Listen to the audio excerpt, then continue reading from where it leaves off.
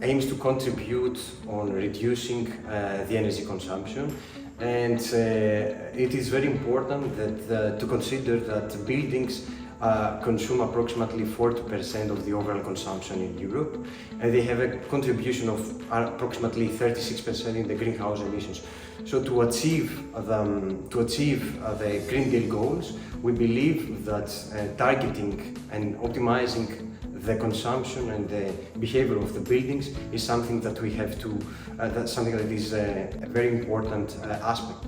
So the concept of the IGFBs basically aims to consider and integrate the renewables, but also distributed energy resources, not simply in a plug-and-play manner, but also in an interactive way. So we want to have the distributed energy resources in a rather interactive way, meaning that these distributed energy resources will aim to provide flexibility to the grid.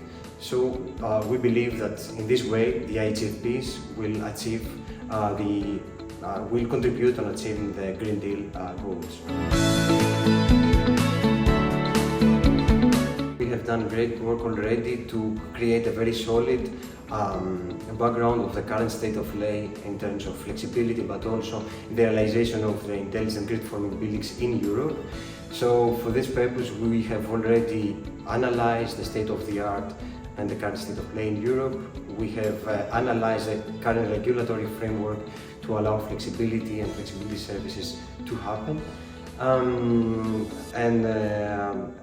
Basically, we are working towards the end-user requirements. Already, our pilots have defined the first round of the business use cases, which has provided already the appropriate insights for the end-user requirements. For this, we try to leverage all this information in order to provide the first approach, the first round of the WeForming intelligent building reference architecture, which will be a very important aspect of the project. So currently we try to focus on analyzing all these end-user requirements for the actual realization of the reference architecture. And the very next step, we aim to